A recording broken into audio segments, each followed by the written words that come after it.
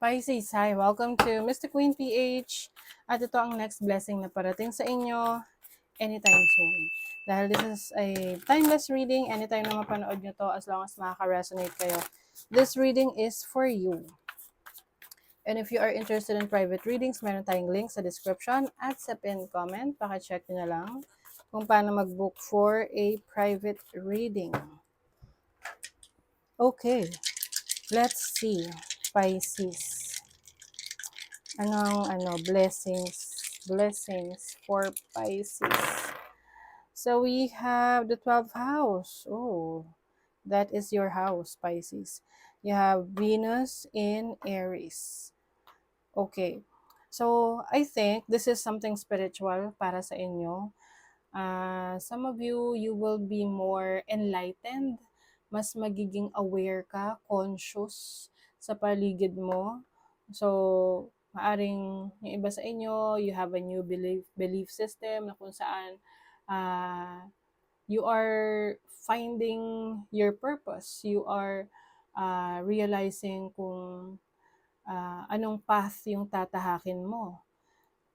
And Venus is the planet of love, money, abundance, aesthetics. So yung iba sa inyo, if you are practicing mga divination, no, let's say spiritual, anything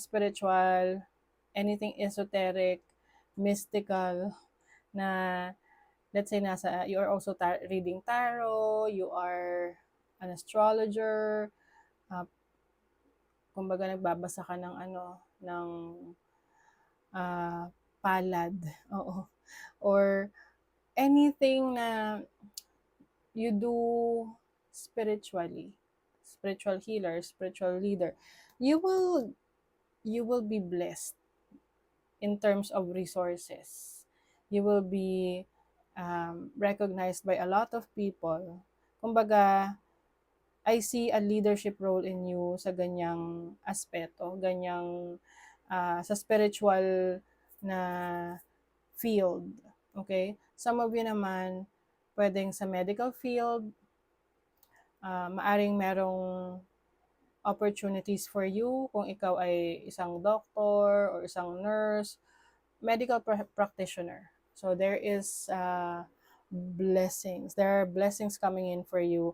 More opportunities opening up pagdating sa career related to medical field. Okay? And then, I also see some endings here. Ito yung endings na kailangan ng mangyari. Kanya-kanya kasi yan ng ending, kung ano man yan. This is also letting go of the things that are no longer serving your highest good. So that's part of the blessings na may magko-close na chapter for you dahil merong magsisimula. Okay? So you have Dagas. Dagas is self-love. Yes, practicing self-love, self-care. So ito kasing pagpa-practice natin ng self-love, self-care, it's something spiritual, no? Na hindi lang siya sa panlabas na aspeto ng buhay, no? Sabihin ng iba, oh, I'm practicing self-love, self-care. Nagpa-manicure, pedicure ako, nagpamasahe ako. Hindi lang yun, no? It's beyond that. It's soul level, no, na self-care. So, yung iba sa inyo, you are doing meditation, maaring meron kang mga ginagawang practices ngayon that is keeping you calm, mas nagiging kalmado ka, mas nagiging at peace ka sa sarili mo. So, there's definitely healing that is happening. And that is part of your blessing. You are healing from your past, from the trauma, from the pain in the past. Okay? You also have Iwas. So, Iwas is rebirth. O, diba? And this is also endings. So, para siyang the death card ng tarot na may endings, may new beginnings. Okay, so definitely very spiritual to for you, Pisces. And then, meron kang bunyo. Now, joy, pleasure, happiness comes in. Okay? So, I think ito yung matagal mo nang gustong ma-experience or gawin sa sarili mo na to go deep within you in a soul level. So it's like a spiritual awakening. You are undergoing spiritual awakening. And ang spiritual awakening is not easy. Hindi siya yung parang, oh, nakakita ka lang ng liwanag, ayun na, maliwanag na lahat. Hindi ganon. So, maaring iba sa inyo, you have to undergo yung mga dark night of the soul, wherein maraming challenges. That's what they call purging, no? Kasi tinatanggal yung mga unnecessary sa buhay mo, mga bagay, situation, tao na um, is not going to be healthy for you in the future. Okay? And then, after nun, here comes happiness. Here comes bliss. Andito na yung mga bagay na magbibigay sa'yo ng kaligayahan, will bring you joy, will make you feel so happy. Okay? That can be in a form of an opportunity na ibibigay sa'yo, or can be opportunity sa career, sa business, or even relationships that will make you feel happy. Okay, what else? High Priestess. This is your energy, Pisces. And High Priestess is related to your intuition, your instinct, your wisdom, yung spiritual choices mo sa buhay, spiritual practice mo. Wow, lovers. This is commitment and harmony, no? So, balance in your life right now. I think, no, yung iba sa inyo, whether you are in a relationship or not, magiging masaya kayo sa taong mga kasama nyo sa buhay kasi nasa tamang tao kayo.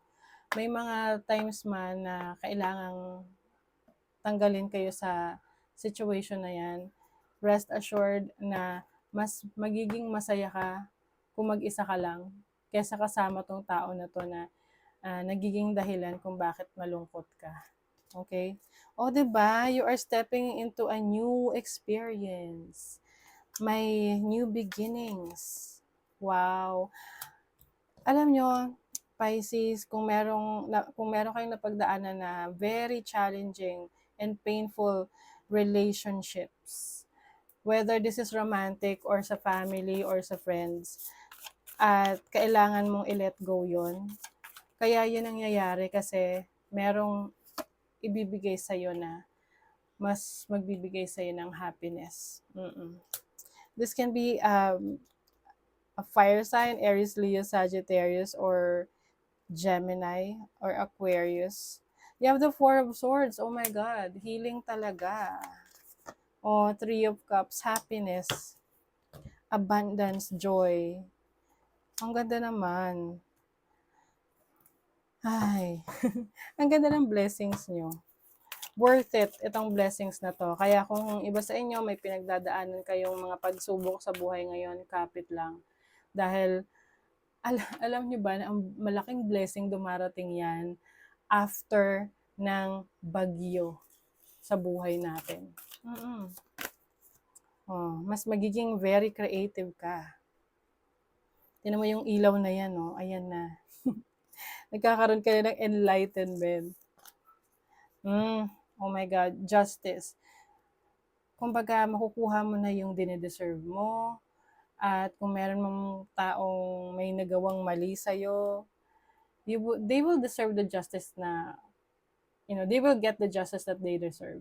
Kumbaga, this is also bringing balance into your life, harmony, kaayusan, kapayapaan, and look at that. There's health, good health. That is one of your blessings. Pagkakaroon ng maayos na kalusugan. Reconciliation, some of you, blessing to. Maaring meron kayong babalikan, magkakaayos, na isang taong importante sa buhay ninyo, na meant to be na magkaayos kayo. News is on the way, o merong balita na parating. Maaring merong deep friendship with someone.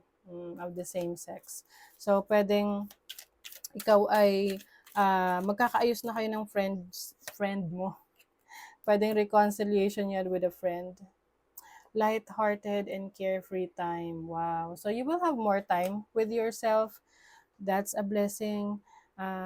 Kumbaga, that's part of you loving yourself, taking care of yourself. Okay? So, that is your reading, Pisces. Thank you so much. Bye.